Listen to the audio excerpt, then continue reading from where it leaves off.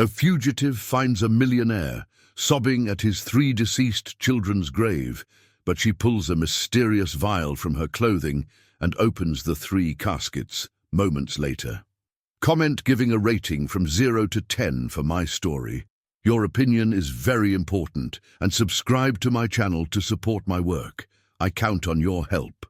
The thick fog blanketed the cemetery like a ghostly shroud, swallowing the outlines of mausoleums and aged headstones. It was nearly 3 in the morning when the 30-year-old nurse ran desperately through the uneven stone pathways, her bare feet bruising against the cold gravel. Her brown hair clung to her sweaty face, and she clutched a small leather satchel to her chest as if her life depended on it. Every shadow seemed to hide danger, every noise made her heart race even faster. She had escaped from the clinic just 2 hours before, when she discovered that the director intended to eliminate her the following morning. For months, she had secretly developed a revolutionary serum capable of treating a rare disease that affected children. But when she tried to present her discovery, she realized that her research was being monitored. The man she respected as a mentor had stolen her studies and planned to sell them on the black market, erasing any trace of her participation in the project. Seeking a place to hide until dawn, she spotted an imposing white marble mausoleum that offered protection from the light drizzle that was beginning to fall.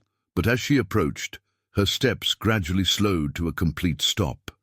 Before 3 small tombs arranged side by side, a man of impeccable appearance wept silently, his broad shoulders trembling beneath the expensive suit he wore even at that late hour. The 30-year-old millionaire businessman, owner of one of the most prosperous construction companies in the region, had been visiting that spot every day for almost a year. His net worth in dollars grew exponentially through investments in stocks and real estate, but all his accumulated fortune had failed to save his 3 young children from a rare disease that slowly consumed them. The financial investments, the astronomical profits, the dividends that multiplied monthly, none of it mattered when he knelt before those stones that marked the end of his greatest treasures. The nurse remained motionless for long minutes, watching that powerful man completely shattered by grief. Something inside her stirred inexplicably, a connection she couldn't understand. Her hands trembled as she removed the vial containing the experimental serum from her bag, a translucent substance that represented years of dedicated research and that could have changed the fate of those children. Unable to control the impulse that overwhelmed her, she emerged from the shadows and walked slowly towards the grieving man. He raised his tear-stained face, his blue eyes reflecting surprise and suspicion at seeing a stranger in that sacred and intimate place. She noticed that even devastated by sorrow, he maintained a proud posture, a firm chin, and striking features that betrayed a life accustomed to command and control. "I know what took your kids," she murmured hoarsely, extending the vial towards him, "and I have something that could have saved them." The businessman stood up abruptly, wiping his face with the back of his hands and assuming a defensive posture. His years of building a financial empire had taught him to distrust strangers, especially those who appeared in moments of vulnerability, offering miraculous solutions. But there was something in that woman's eyes, a desperate sincerity that echoed his own anguish. "Who are you?" he asked in a deep voice, analyzing every detail of her appearance. Her disheveled hair, her rumpled clothes, her bare and bruised feet. "And what are you doing here in the middle of the night?" She took a deep breath, realizing that she had reached a point of no return. "I'm a nurse and a researcher. I've spent the last 5 years developing a treatment for the syndrome that affected your children.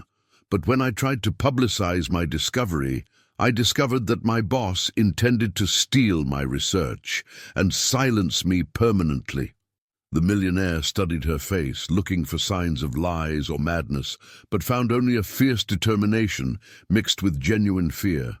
His experience in business had taught him to read people quickly, and something about that stranger aroused his attention in a disturbing way.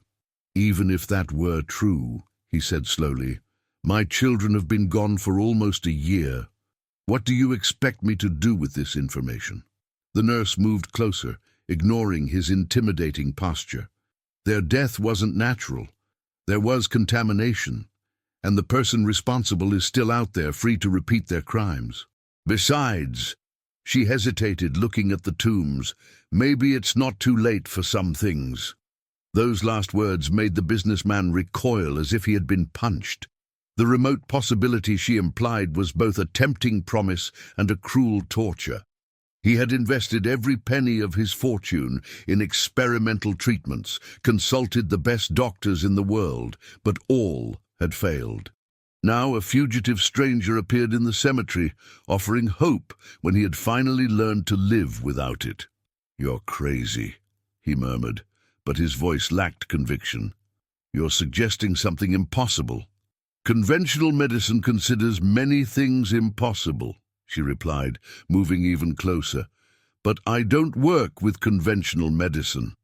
My serum can reverse cellular damage in stages that science considers irreversible."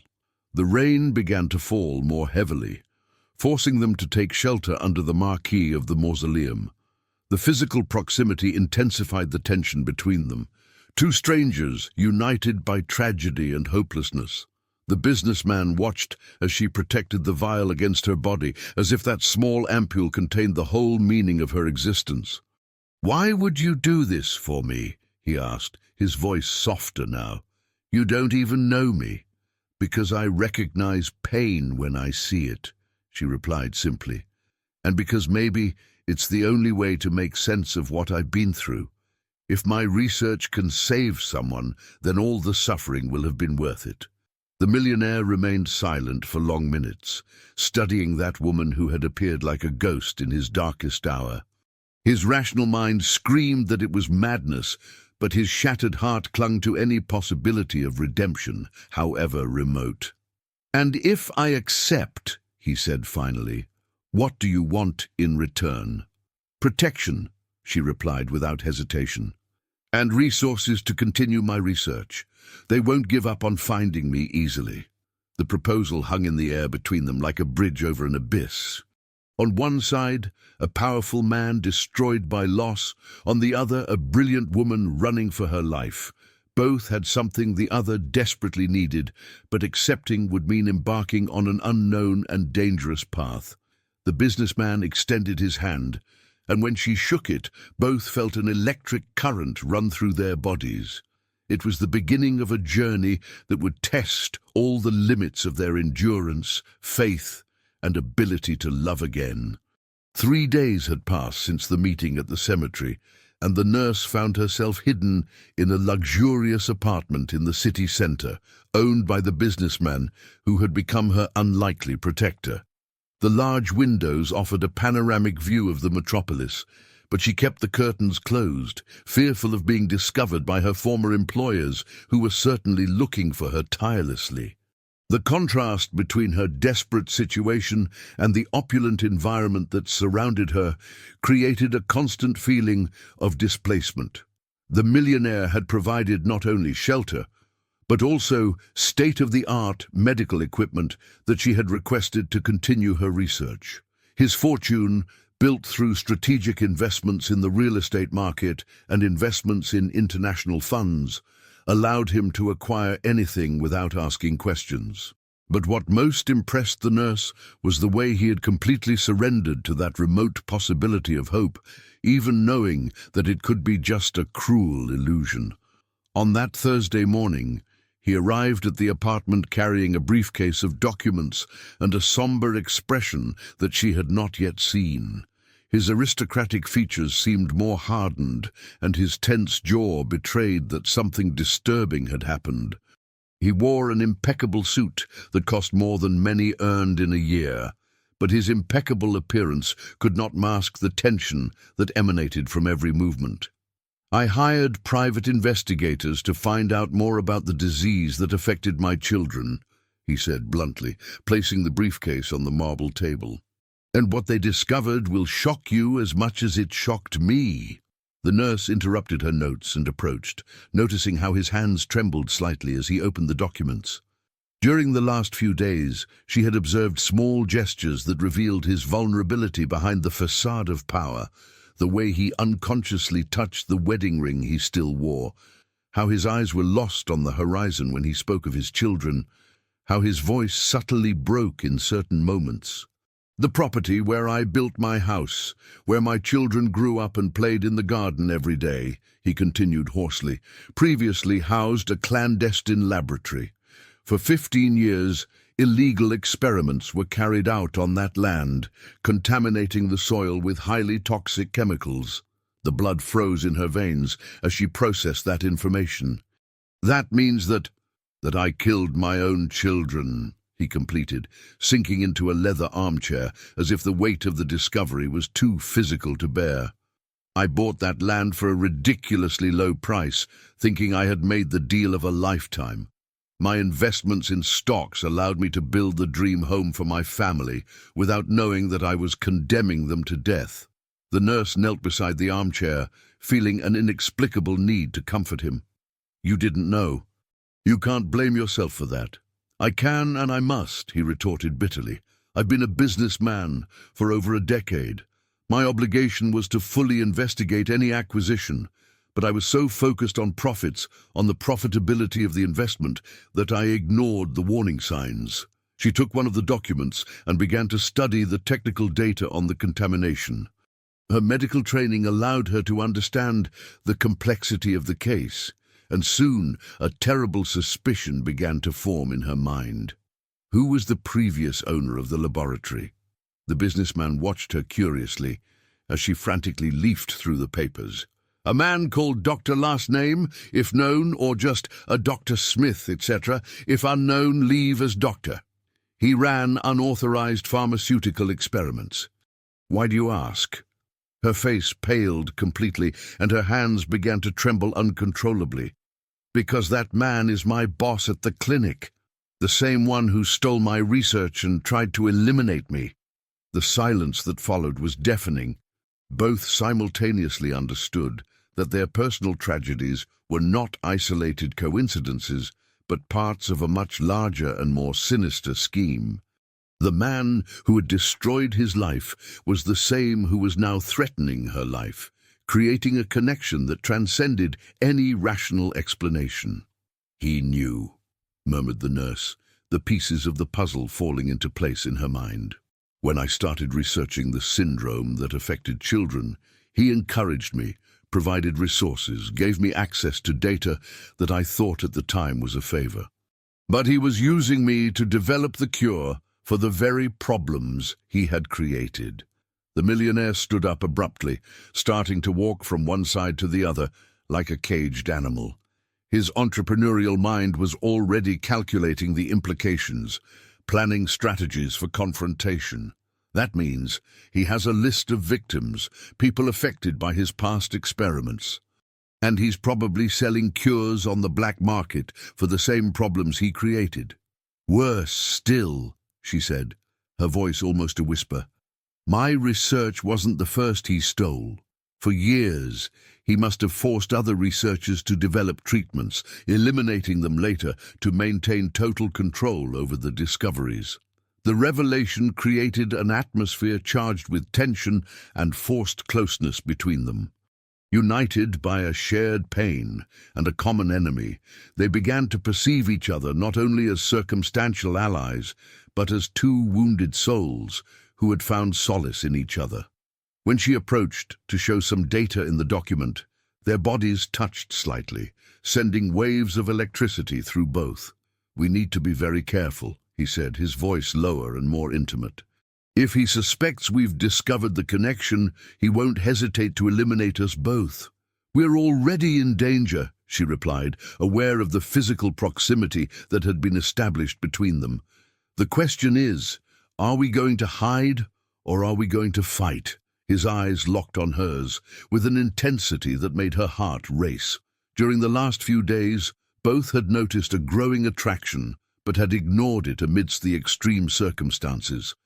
Now, with the revelation that they were united by something much greater than chance, that attraction had intensified dangerously. "If we fight," he said slowly, There's no going back. He has resources, connections, political power. He'll use everything against us. And if we don't fight, she retorted, other families will go through what you went through. Other children will die unnecessarily. The proximity between them had become almost unbearable. He could smell her soft perfume mixed with the aroma of laboratory chemicals. He could see the small scars on her hands caused by years of dedicated work. She observed the lines around his eyes, marks of pain and responsibility that made him look older than his 30 years. "There's something else," he said finally, breaking the moment of tension. "The investigators discovered that my wife may not have died in an accident as I thought." The nurse recoiled instinctively, processing the implications of this new revelation. "You think he—" She started suspecting something was wrong when the boys got sick. She hired independent doctors, ran soil analyses on her own. She died in a car accident 3 days before receiving the test results. The magnitude of the conspiracy was proving far greater than either of them had imagined.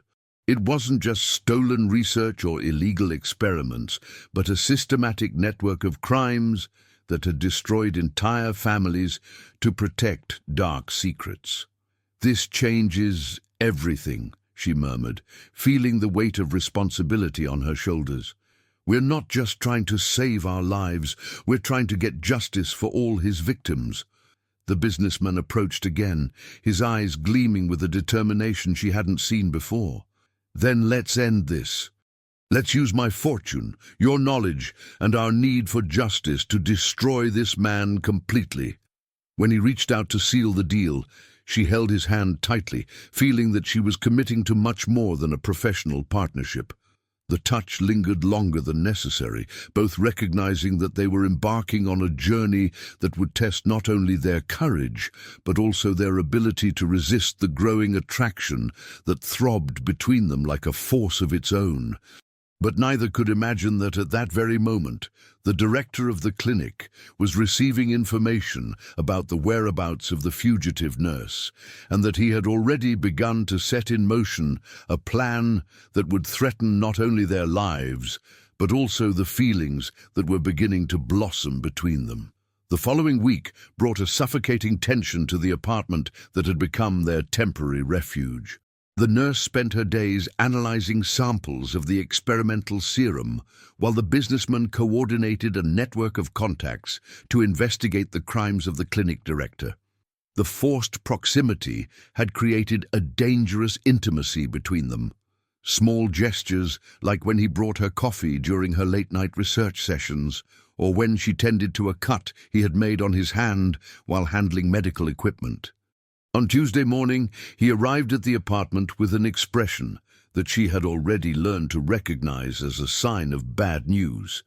His investments in Bitcoin had grown substantially in recent weeks, but not all his capital could protect them from what was to come.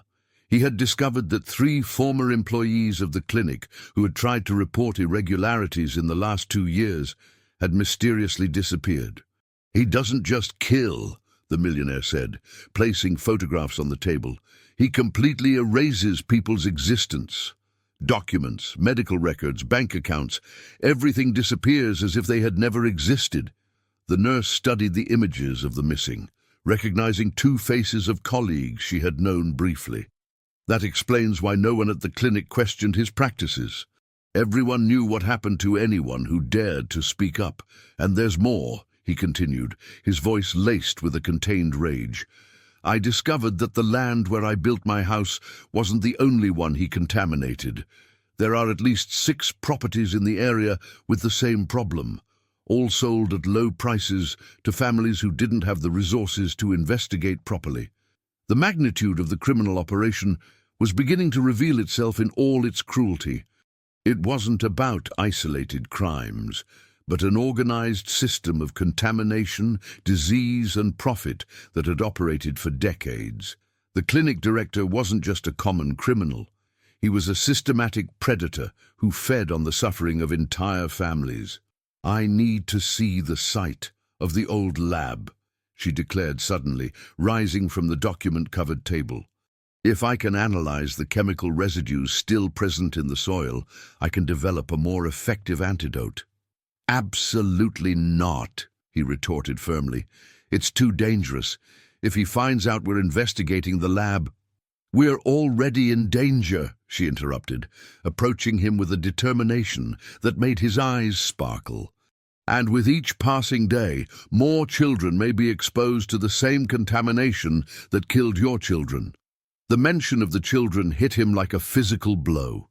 During the 2 weeks they had lived together, she had learned exactly which words could break down his defenses. Similarly, he had realized that behind her scientific facade, there was a woman deeply wounded by the betrayal of someone she trusted blindly. All right, he finally conceded. But we're going together, and with every possible precaution. The trip to the property where the old lab was located turned out to be an emotionally devastating journey for the businessman. As they approached the site, his hands trembled on the steering wheel of the luxury car, and she could see the tears he was trying to hide. When they finally arrived at the vacant lot, surrounded by sickly vegetation, he remained in the vehicle for long minutes, gathering the courage to face the place where he had inadvertently condemned his family. The place was even more sinister than they had imagined. Half-demolished concrete structures emerged from the ground like exposed bones, and a persistent chemical odor permeated the air even years after the lab had closed. The nurse collected samples of the soil while he stood a few feet away, watching her every move with a mixture of admiration and concern. "The concentrations are much higher than I expected," she murmured, analyzing the samples with portable equipment he had acquired. "This place will remain toxic for decades. Any child who plays here, any family that builds a house nearby—" She couldn't finish the sentence, but they both understood the implications. The clinic director had created a chemical time bomb that would continue killing innocents for generations unless someone took action. It was during the collection of the third sample that she noticed something strange among the rubble. Approaching cautiously, she discovered a small metal plate half buried that contained codes and numbers. When she showed the discovery to the businessman, his face paled completely. "I recognize these numbers," he said in a trembling voice. "They're international bank coordinates. My accountants use similar codes for transactions in tax havens." The discovery of the plate revealed a new dimension to the criminal operation. The clinic director not only contaminated properties and stole medical research, he also operated an international financial network to launder the profits from his criminal activities. The investments in offshore accounts allowed him to move millions without leaving traces detectable by the authorities. "That means he has much more resources than we imagined," said the nurse, a new worry growing in her chest. "And international connections that can make him virtually untouchable." When they returned to the apartment in the late afternoon, both were emotionally exhausted by the discovery. The proximity of danger and the magnitude of the crimes they had uncovered created an atmosphere charged with tension and urgency. For the first time since they met, they allowed themselves to acknowledge the attraction that throbbed between them like a constant electrical current. "I can't pretend I don't feel anything for you anymore," he said suddenly as she organized the collected samples. "I know it's crazy considering the circumstances, but—" "I feel it too," she interrupted softly, raising her eyes to meet his. "And maybe it's exactly because of the circumstances that this is happening. When you're so close to death, life becomes more intense." The moment of shared vulnerability was abruptly interrupted by the shrill ring of the phone. When the businessman answered, the voice on the other end of the line made his blood run cold. It was the director of the clinic, and his message was crystal clear in its threat. "I know where you are," said the cold and calculating voice, "and I know what you've discovered. You have 24 hours to hand over all the nurse's research and the evidence you've collected.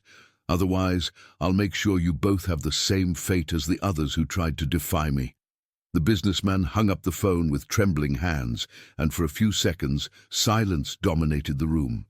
The reality of their situation had become inescapable.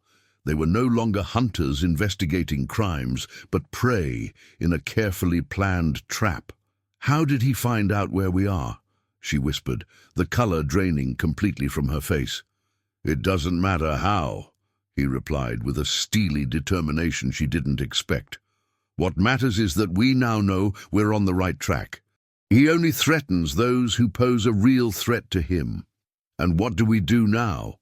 The businessman walked to the window, watching the city stretching out before them. His fortune, built through years of calculated investments and strategic decisions, had taught him that the greatest risks often offered the greatest returns. But this time, it wasn't about financial profits. It was about justice, revenge, and protecting the woman he had fallen in love with against all odds. "We're going to give him exactly what he's asking for," he said finally, turning to face her with a smile that didn't reach his eyes. But not in the way he expects. The nurse immediately understood that he had formulated a plan, and from the dangerous glint in his eyes, she knew it would be extremely risky.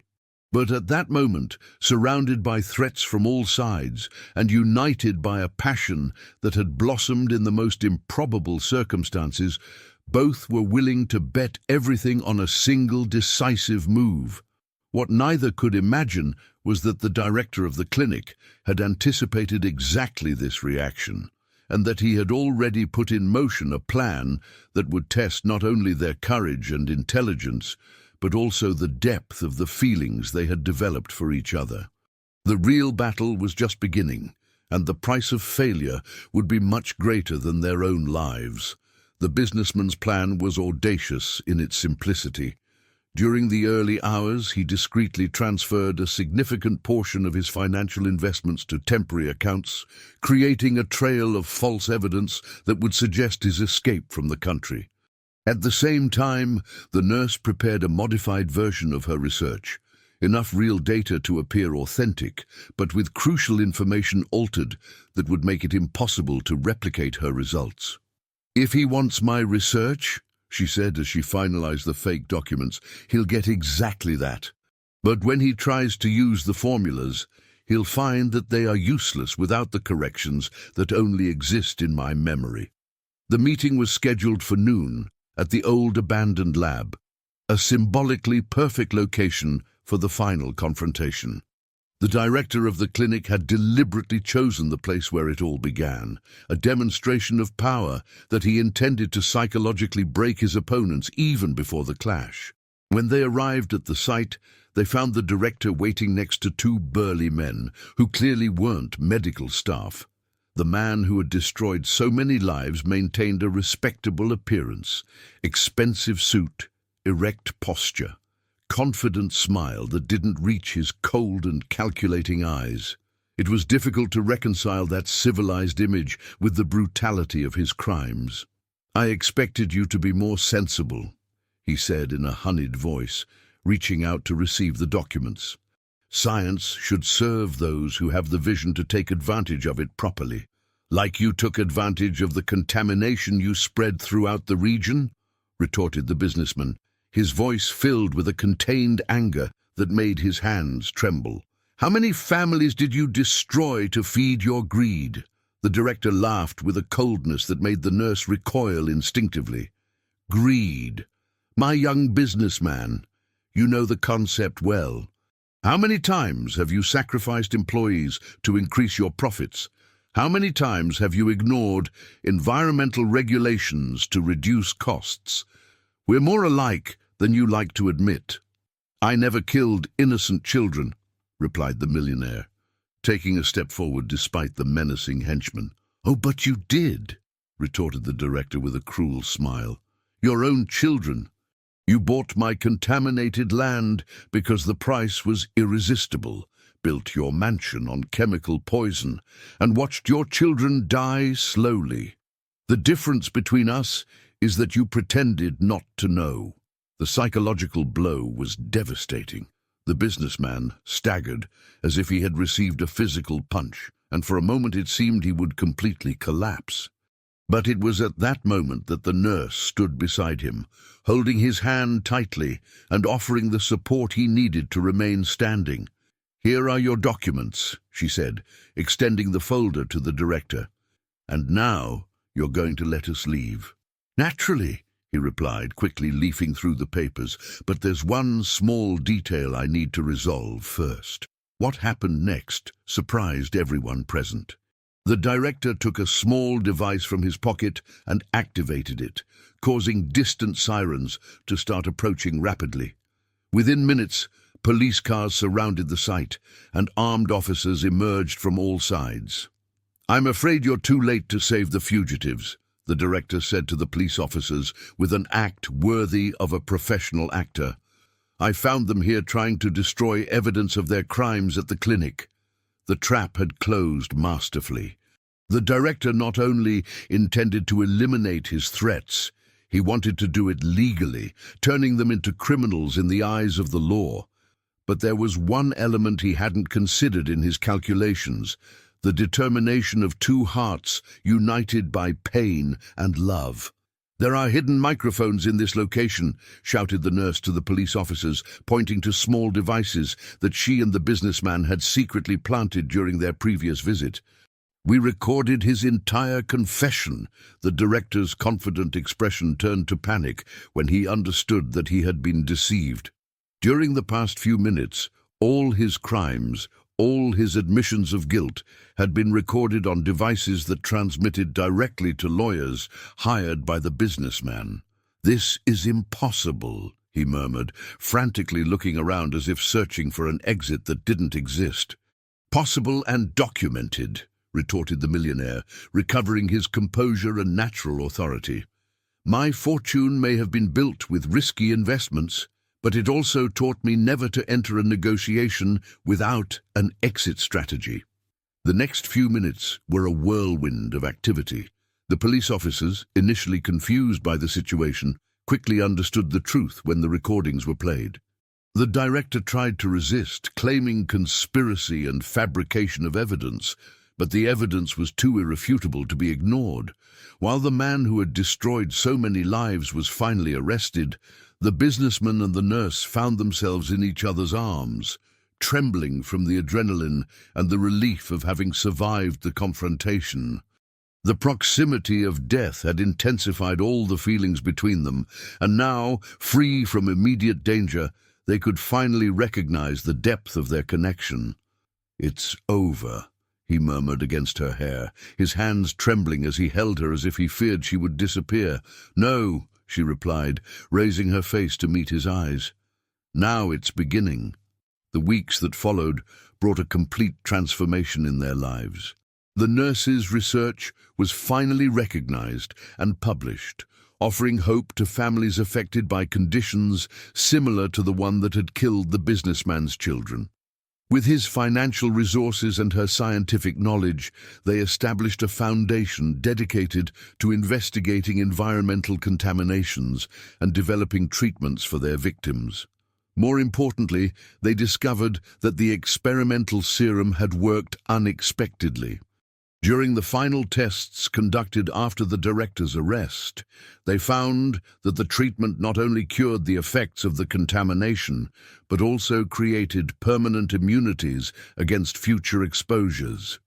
It was a revolutionary discovery that could benefit thousands of people.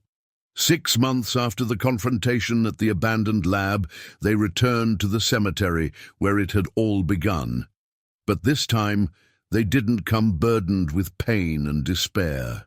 They came with fresh flowers, stories of children saved by the treatment they had developed together, and a love that had grown from the ashes of tragedy. "They would have been proud," said the businessman, kneeling before the small tombs of his children. "Your passing saved other children." The nurse knelt beside him, gently placing her hand over his. "And it saved us too. It brought us to each other." When he turned to face her, there were tears in his eyes, but they were tears of gratitude and hope, not of despair. "Marry me," he said simply, as if it were the most natural thing in the world. "Yes," she replied without hesitation. because she knew that they had been shaped by pain to fit perfectly into each other. The wedding took place in the garden of the new house they built together, a carefully chosen location on completely clean and safe land. The ceremony was simple, but deeply emotional, with the presence of families whose children had been saved by the treatment they developed. During the vows, he promised to use his fortune not only to protect her, but to continue the work that had given meaning to his losses. She vowed to dedicate her scientific knowledge not only to medicine, but also to building a family based on love and hope. 2 years later, when their first daughter was born in a hospital where they had funded an entire pediatric wing, both knew they had found complete redemption. The girl came into the world healthy and perfect, a living symbol that love could triumph over any tragedy. "What are we going to call her?" he asked, gently holding the newborn.